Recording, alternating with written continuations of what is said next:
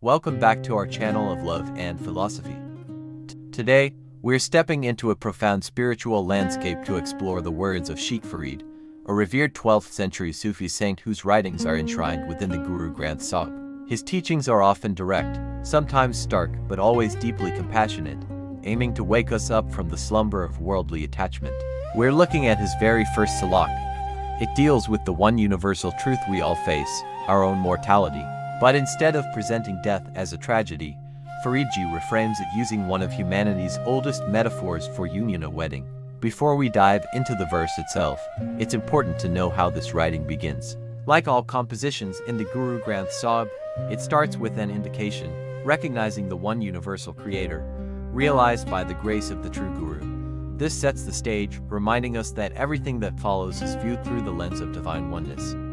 Let's begin by hearing the full Salok in English. The day of the bride's wedding is preordained.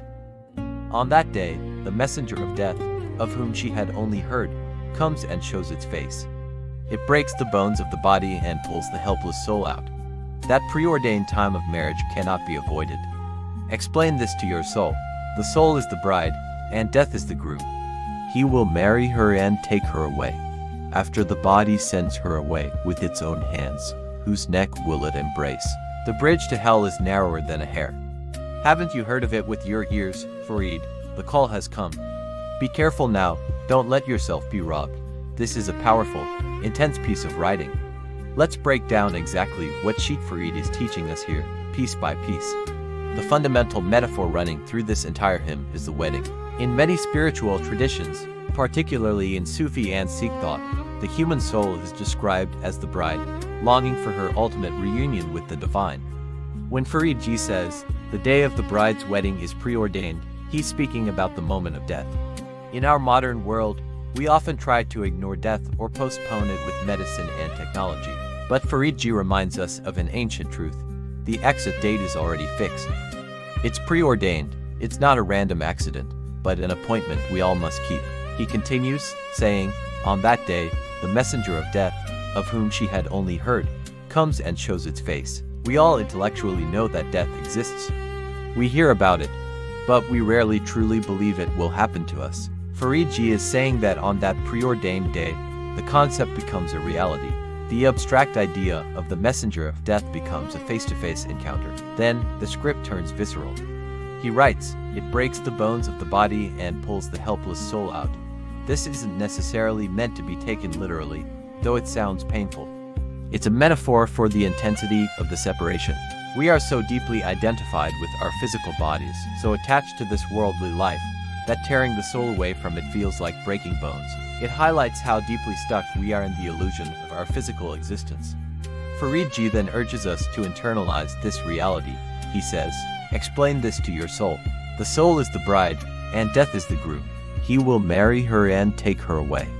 By reframing death as a groom, the tone shifts slightly. A groom is not an executioner. A groom is someone who comes to take his partner home. This suggests that death is not an end, but a transition. It is the vehicle that moves the soul from the temporary parental home of this world to its permanent home. But what gets left behind? The Shalok poses a haunting question. After the body sends her away with its own hands, whose neck will it embrace? This is incredibly poignant. We spend our entire lives pampering the body. We dress it, feed it, and protect it. Yet, at the moment of death, the body itself, figuratively speaking, hands over the soul. And once the soul is gone, that physical form, once so loved and embraced by friends and family, is left utterly alone. It has no one left to embrace. It becomes an empty shell. It is a stark reminder not to invest all our energy into something that will eventually be abandoned. The imagery then shifts from the wedding to a difficult journey. He writes, the bridge to hell is narrower than a hair. Haven't you heard of it with your ears? This refers to a concept found in Islamic eschatology known as the Pul-e-Sirat, a bridge every soul must cross. It's described as thinner than a hair and sharper than a sword. Below it lies hell. This is a powerful metaphor for the path of righteousness. It signifies that the moral path in life is incredibly difficult to walk perfectly. It's so easy to slip. It requires immense discipline, awareness, and grace to navigate life without falling into the pits of ego, greed, and immorality. Fareed Jee is asking us, have you not heard how high the stakes are? Are you paying attention to how you live? Finally, the Salok concludes with a direct warning to himself, and by extension, to all of us. Fareed, the call has come, be careful now, don't let yourself be robbed.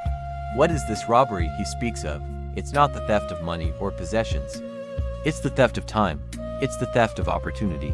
If we spend our entire lives distracted by temporary pleasures, ignoring the preordained wedding day, and the narrow bridge we must all cross, we are being robbed of the chance for spiritual realization.